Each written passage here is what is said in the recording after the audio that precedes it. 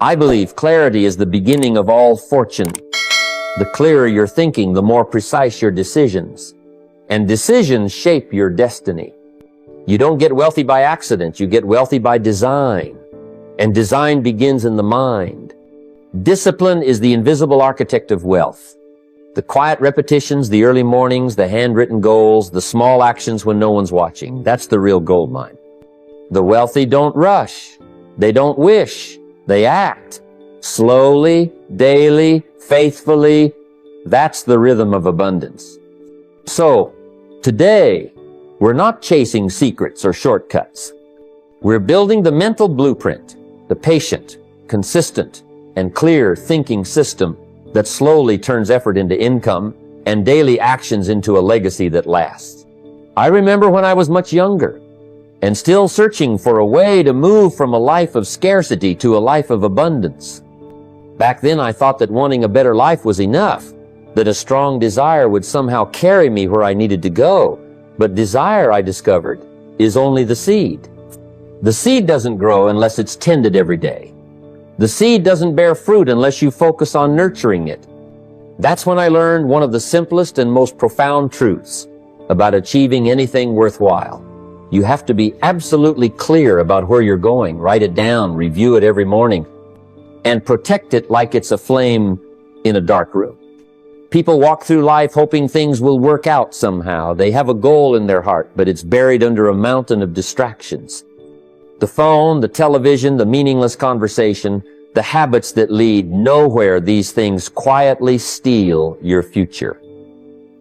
What separates those who build something remarkable from those who wander is focus. And focus doesn't happen by accident. It happens by intention. I learned this lesson early. I had an old notebook where I would write down my biggest aims. At first it felt awkward, like I was talking to myself. But I came to understand that when you write down a goal, it becomes real. What lives in your thoughts is abstract, like mist. What goes down on paper takes on weight and form. So every morning I would review those words. I would read them aloud. Not because the paper had magic, but because repeating it to myself made it sink deeper and deeper until it became a part of who I was. Then came the second part, removing distractions. Too many people try to build a tower with one hand while tearing down its foundation with the other. They want a better life, but spend hours scrolling, gossiping, living in a world that has no bearing on their future. What I came to understand is that saying no is as important as saying yes.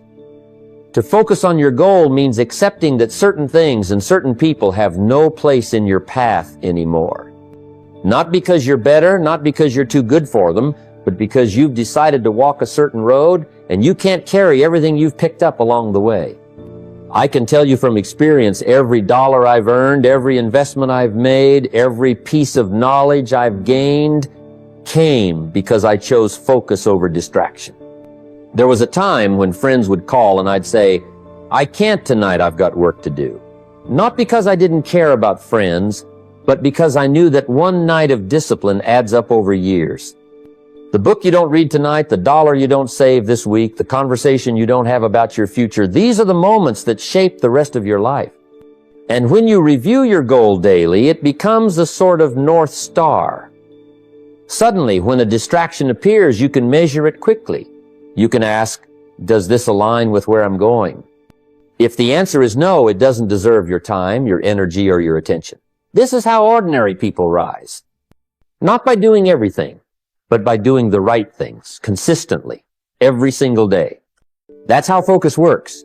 You don't stumble upon a great life, you create it piece by piece, thought by thought, choice by choice. So write down the goal, review it until it lives within you, and guard it from the noise of the world. Do this long enough, and one day you'll realize you weren't just chasing a goal, you were becoming the person who achieves it. Stay focused, and you'll never have to wonder if you'll arrive. You'll already be there. I remember being a young man, hungry for change, tired of living paycheck to paycheck. At that point in my life, I thought hard work was enough. I thought showing up every morning, putting in long hours, and doing as I was told would one day unlock some door to financial freedom. But after a few years, it became painfully obvious that working harder didn't necessarily mean living better. The days were long, the nights were short, and no matter how many hours I gave, the needle refused to move. What was missing? Not the effort, but the mindset. Not the sweat, but the understanding. That's when I discovered that to build a wealthy life, you must first cultivate a wealthy mind. And that doesn't happen by accident. It doesn't happen surrounded by people complaining about the price of gas or repeating the same tired excuses about why life can't get better. It doesn't happen when your nights are spent consuming television shows about other people's victories. A wealthy mind is built intentionally, shaped by what it takes in every day. If you want to rise, you must first surround yourself with ideas and influences that raise you. In my own life, the shift began with books. At first, I had no money for seminars or mentors, no access to wealthy friends. What I did have was a library card, and I used it like a lifeline. The pages of those books became my mentors. They introduced me to minds far wiser than mine. They spoke of discipline, of sacrifice, of planting seeds long before seeing a harvest. The words were like sparks, lighting a flame in a heart that had long forgotten how to hope. Then came the people. Slowly, intentionally, I began to seek out those whose words and habits spoke of abundance. They weren't always wealthy in dollars, but they were rich in character, rich in outlook. They spoke of ideas, of growth, of service. They refused to dwell in negativity, refused to accept mediocrity as a life sentence. The more I surrounded myself with such people, the more I noticed the shift within myself. What felt impossible became a possibility. What felt out of reach became a goal worth pursuing. What you feed your mind is as critical as what you feed your body. The wealthy understand this. They don't stumble upon ideas that multiply their income. They seek them out. They read books that expand their understanding of money, habits that build resilience, stories that teach lessons worth repeating. They attend seminars. They ask questions. They humbly seek wisdom from those who have gone before. They treat their minds like a garden, planting seeds every day, knowing the right seed tended well can feed generations. A wealthy mindset is rooted in discipline, not the kind that feels like punishment, but the kind that feels like planting an orchard. You don't measure the worth of the seed by the tiny root it has today. You measure it by the fruit it will bear tomorrow, and 10 years from now, and 50. The books you read tonight, the conversation you have this week, the podcast you listen to on the way to work, these are seeds. Seeds of thought that, if tended well, will bear the fruit of a life that is unrecognizably different from the one you started with. I came to realize this when I was surrounded by those who lived as I had lived, repeating the same habits and expecting a different result. The shift came when I chose to surround myself with those who refused to accept the ordinary. Suddenly, ideas became strategies, strategies became habits, and habits became the foundation upon which a wealthy life rests. If you want to rise, review your circle. Refine your library. Refocus your conversations. What enters your mind determines what leaves your hands. What you accept within becomes what you create without. Build a wealthy mind first, and you will build a wealthy life. One of the first lessons I learned about money came from a very simple practice. It wasn't about chasing returns or trying to beat the market. It was about knowing where every dollar went. At first, I didn't understand why this was so important. Money came in, money went out, and as long as I was working hard, I thought I was doing all I could. But that's where I was wrong. The wealthy don't just work hard for their money. They make sure every dollar has a job, every dollar has a purpose, and every dollar knows where it's supposed to be. That's why I began using a simple approach to budgeting that changed my life. I divided every dollar I earned into 4 basic categories: needs, savings, investments, and giving. Not because it sounded sophisticated, but because it brought clarity. It gave each dollar a role, and when every dollar has a role, every dollar has respect. I remember the first month I tried this. I earned a modest paycheck and for the first time refused to spend it blindly. 70% went toward needs, my rent, utilities, food, transportation, the essentials. It was enough to cover a simple, comfortable life, and that was okay. The key was making sure this portion didn't expand every time my income grew. I didn't want my needs to swallow the room meant for growth. Then came 10% for savings. Not the kind you tap every weekend for an impulse purchase, but a sacred portion. This 10% was about making sure that no matter what happened, I was planting seeds for my future. The wealthy understand that saved money is more than a safety net, it's a statement of respect for the person you're becoming. Another 10% went toward investments. At first, this felt like the hardest portion to justify. It felt like sending dollars out into the world and hoping they came back. But I learned quickly that the right investments don't just come back, they multiply. Even when this 10% was a tiny sum, it was about building the habit, gaining the experience, and gaining the trust of my own discipline. The final 10% was set aside for giving. At first, this felt counterintuitive. Why give when you're trying to build? Yet this was the portion that shaped my character more than any other. Giving reminds you that money is a tool for making life better for yourself and for others. It reminds you that no matter how much or how little you have, you can always give a part of yourself to the world. The wealthy understand this better than most. They don't wait until abundance arrives to give. They give from the beginning, knowing that generosity attracts prosperity. Each month, I review these 4 categories, not because it's a chore, but because it's a conversation. A conversation between who I am and who I want to be. The review allows for adjustment, reflection, and alignment. It gives me the chance to ask questions like, are my needs growing too quickly? Am I saving enough? Am I learning from my investments? Am I living with a heart that gives? That simple practice, repeated month after month, became the foundation upon which I built my financial future. The wealthy have long known this secret. A simple budget is not a restriction, it's a roadmap. It doesn't bind you, it guides you. It doesn't limit your potential, it gives it a direction. Master this one discipline and you master the language of money itself. Respect every dollar, give every dollar a purpose. Review your progress often and watch how quickly a life of scarcity transforms into one of abundance. The moment you understand that, you have already stepped out of the crowd and started walking the path of the wealthy. I learned a long time ago that every dollar you put to work is like sending a soldier out to the field. You wouldn't send a soldier into a land you've never studied against an enemy you don't understand. Yet so many people treat their hard-earned money this way, tossing it into ventures and ideas they don't comprehend, hoping for a miracle. Hope is a beautiful thing, but it has no place as an investment strategy. The wealthy understand that every risk must be calculated, every dollar treated as a trusted employee, and every opportunity tested before committing the army. Early in my life, I made this mistake. I put money into a business I didn't understand because someone promised quick returns. I ignored that quiet voice within that said, "You don't truly comprehend this, slow down." But I ignored it because I was chasing the thrill of making money fast, not making money wisely. The result was predictable. I lost more than money. I lost time, confidence, and focus. Yet from that lesson came a truth I have never forgotten. Never invest in what you don't understand. The wealthy operate with a discipline that goes beyond greed. They recognize that every dollar must justify its place in their portfolio. They ask questions until the unknown becomes known. They understand that patience is a greater advantage than bravado, that clarity beats speculation every time. Begin with small amounts.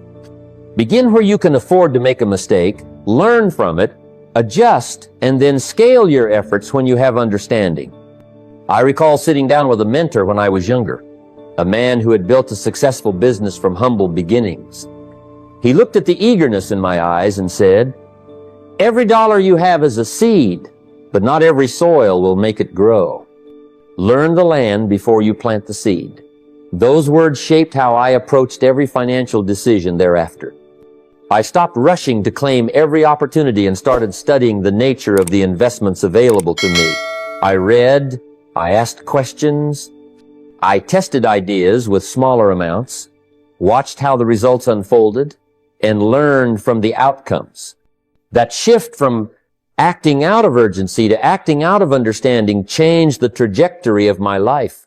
Suddenly, I was no longer hoping for outcomes, I was engineering them. Suddenly, every dollar I invested became a lesson. Every lesson became a tool, and every tool built a stronger foundation for the future. What separates the wealthy from the rest is not that they have no fear of risk, but that they respect it. They don't try to eliminate risk because life itself is a risk. They learn to measure it, to understand it, and to make it work for them. Begin with a small stake. Watch how the investment behaves. Learn its patterns, its seasons, its demands. Adjust your approach until the risk becomes calculated, until the reward feels inevitable. Only then do you scale. There is no glory in losing a large sum quickly. The glory is in gaining wisdom from every dollar, regardless of its size. True wealth is built slowly because it rests upon understanding, and understanding takes time. Too many people are in a rush to multiply their money before they have learned how to multiply their discipline. Begin with a seed, nurture it until you understand its nature, and when you have learned its language, plant a forest. Remember, every dollar you send into the world to work for, you should carry a piece of your understanding, your discipline, your patience. Never send it blindly, hoping it will find its own path. Guide it, watch it, learn from it, adjust as needed, and when the time is right, give it more responsibility. That is how the wealthy build their kingdoms, one well-understood seed at a time. There's a quiet, unshakable strength that comes from knowing you can weather a storm. Not the kind that blows in from the skies, but the financial storms that every person will face at some point in their life. It might be an unexpected medical expense, a car that suddenly needs replacing, or a shift in the winds of the economy that leaves a paycheck delayed or a job lost.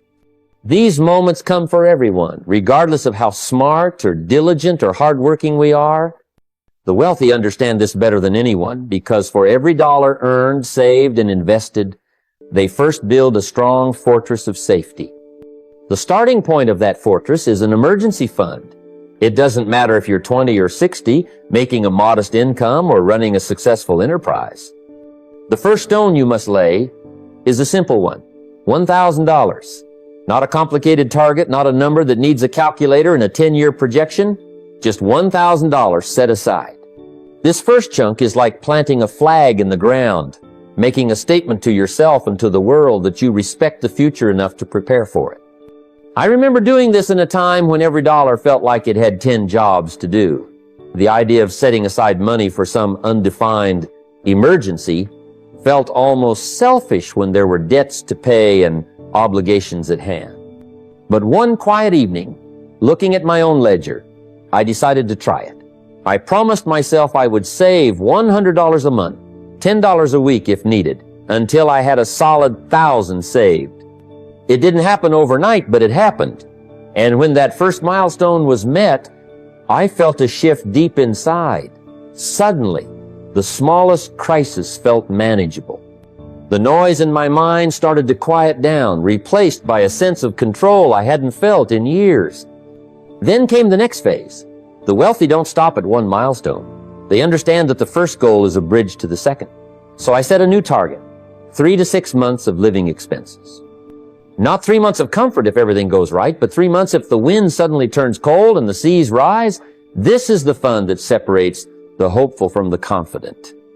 It is the buffer that allows a person to walk into a room and say, I am making this decision because it's right, not because I am desperate. An emergency fund is not about fear. It's about options. I learned this lesson the hard way when I watched a man I admired lose a business he had built for 10 years. The sales slowed, the debts grew, and when the unexpected came, as it always does, he had nowhere to turn. He had built his enterprise, but he had neglected the fortress that protects it. Everything he worked for was wiped out in a matter of months. It was a lesson that shaped my own approach. Never build a castle upon sand. Build upon bedrock. The wealthy understand that peace of mind is the foundation of risk-taking. You can't create, innovate, or expand when every dollar you have is one crisis away from disappearing. The emergency fund is not idle money. It is dormant strength, quiet resilience. It allows you to invest wisely because you can afford to wait for the right opportunity. It allows you to walk away from a toxic job because your next paycheck doesn't define your worth. This is why I tell you, start where you can. Begin with $1 if that's all you can save today, $10 if that's within reach, $100 when your income allows it. The habit is more important than the number. What you build in yourself by saving consistently is far more valuable than any number you write in an account. It is the character that separates those who rise from those who stumble. Build that first $1,000, build those 3 to 6 months. Build the quiet strength that lets you stand tall when the winds shift. It's not just money, it's mastery, it's peace. It's the seed of every risk worth taking. We've all felt it, that tug in the chest when we walk into a store, scroll online, or see something that sparks a moment of desire. It doesn't matter how much money you have or how disciplined you claim to be, because this is how human nature works. We're emotional creatures. We don't always spend because it makes sense. We spend because it feels right in the moment. And if we don't slow down long enough to ask ourselves one simple question, we can watch a lifetime of hard-earned dollars slip away, one impulsive decision at a time. I learned this lesson early. In those days, every dollar felt like a victory. Every dollar felt like a soldier I could send out to work for me. But every dollar was also under threat from a voice that said, "Why wait? You deserve this. Life is short." And life is short. But life is also long enough to regret making too many decisions in haste. What changed for me was when I began to use the simplest tool in the world, time. Not an app, not an elaborate system, just a rule. A quiet promise I made to myself. I will wait at least 24 hours before making any significant purchase. Not because I can't afford it, but because I want to understand if I truly value it. That one rule changed everything. Suddenly, a shirt that felt irresistible felt ordinary a day later. A gadget that promised to make life better lost its charm once the adrenaline of desire ebbed. An expensive dinner felt like a treat until I asked myself how it fit into the bigger picture. And when you apply this rule, when you give yourself space between emotion and action, you gain an edge. You regain control. We live in a world that profits from urgency. The one-day-only sales, the buy-now alerts, the countdown clocks. They are designed to bypass your better judgment, to make you spend first and justify later. But when you give yourself permission to slow down, to breathe, you break that spell. What was urgent becomes optional. What felt necessary becomes a question. What looked like a bargain suddenly feels like clutter. I remember a young man I worked with, passionate and ambitious, making a strong income for the first time. But every dollar he earned felt like a dollar he had to spend. New car payments, expensive nights out, the latest phone that came out every year. And when I asked him why, he said, "'Cause I can." Isn't that the point? But within a year, when an unexpected crisis came, the loss of a job, an accident that kept him from working, he had nothing left. All the things he had purchased didn't save him. The hours he had worked weren't stored away. The discipline he had ignored came back as a lesson he wouldn't forget. Time exposes the difference between a want and a need. Time allows you to ask a deeper question. Will this matter in a year? Will it build or diminish my strength? Will it add value or just consume space? The wealthy understand this. They have no problem making decisions quickly when an investment is right. But when it's about consumption, when it's about chasing a moment of comfort or status, they slow down. They step back. They ask themselves if this dollar can work harder for them elsewhere. That is how you create a life where money is a servant and not a master. By putting a space between desire and decision, you reclaim control. Not because you have to live with scarcity, but because you understand abundance. True abundance is knowing that every dollar you save, every dollar you invest, every dollar you intentionally spend is a vote for the future you deserve. Pause. Wait. Let the urgency settle. The best decisions don't happen in haste. They happen in clarity. There is a quiet power that emerges when you learn to simplify. It doesn't scream for attention, it doesn't demand applause, but it reshapes your life in ways that are profound and lasting. Too many people complicate their financial lives until the numbers overwhelm the person trying to manage them. Too many accounts, too many debts, too many payments, too many distractions. The tragedy is that in trying to cover every possibility, we forget to focus on the one thing that really builds wealth: clarity. I remember in my early years trying to do too much at once. I had a checking account here, a savings account there, a credit card in one bank, a loan in another, and a handful of bills that came due at odd times throughout the month. And every evening I came home exhausted, trying to piece together a financial picture that felt like a jigsaw puzzle. It was as if my money was scattered across 10 different places, and I was trying to herd it back like a farmer chasing sheep.